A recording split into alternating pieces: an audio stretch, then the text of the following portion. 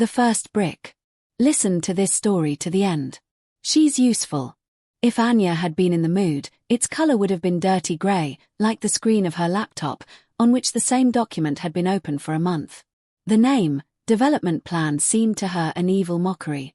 She lay on the couch and felt like a concrete block, motionless, heavy, and useless.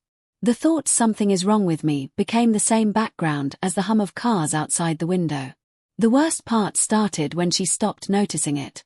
Probably, everyone has felt this at least once. Paralysis of will, when the simplest trip to the store seems like climbing Mount Everest.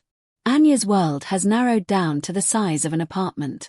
Job postings caused panic attacks, and calls from friends caused feelings of guilt. She cancelled all subscriptions because even the red one new message notifications weighed on her. She was building walls out of her own impotence, brick by brick. Her internal dialogue was a battle in which one side had long since given up. "We need to get up and do something," one voice suggested timidly. "And why? It's not going to work anyway. You've already tried everything. You can't do this. It's easier to lie down," the second one would immediately come, loud and tired. And Anya obeyed. It was easier for her to believe in her hopelessness than to try again and fail again. One day, flipping through the social media feed, the only thing she had the strength for, she came across the blog of an elderly man who posted one photo a day. Not photos of yourself or food. He was taking pictures, brick. The same old, battered brick, which he apparently found on the street. But every day he put it on a new background, on a stump in the forest, on a stack of books, on a pyramost by the river. There was always one word in the description. Today's edition, the foundation. Something trembled inside Anya. It was so absurd and so ingeniously simple. She wrote in the comments, "Why a brick?" He replied instantly, "Because he started my house. And where will yours start?" Anya did not sleep that night. The phrase, "Where will your house start?" did not leave my head. Her home, her life, lay in ruins. And she was scared. It's scary to take the first step and see that it will be followed by the second, third, 10th.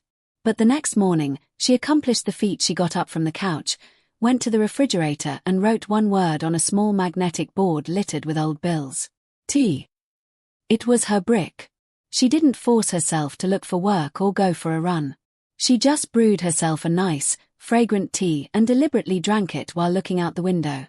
And at that moment, nothing magical happened. The heavens did not open. But the concrete block inside it shifted by a millimeter. The next day, she wrote on the blackboard, "A walk. 10 minutes." And she went outside. She didn't set records, she just walked and looked around.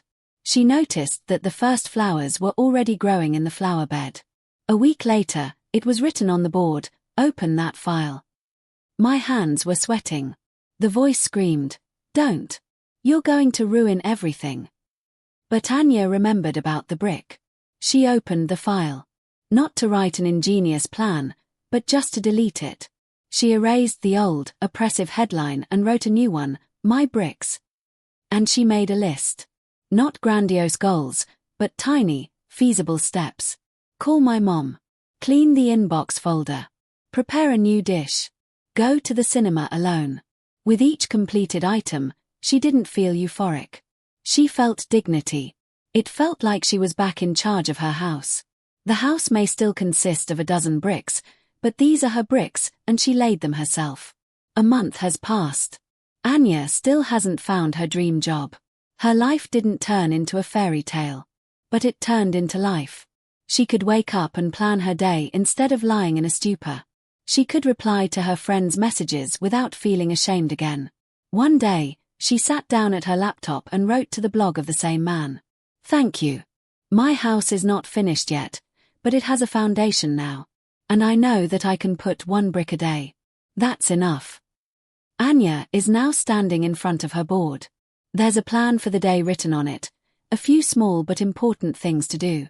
She looks at her reflection in the dark monitor screen. There is no emptiness in her eyes. There's fatigue sometimes, yes.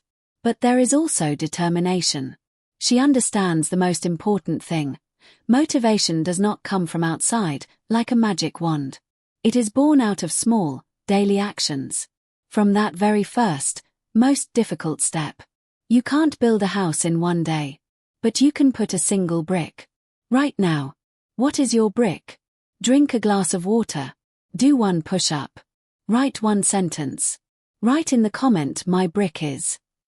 Do it. Lay your first brick. Your house is waiting to be built.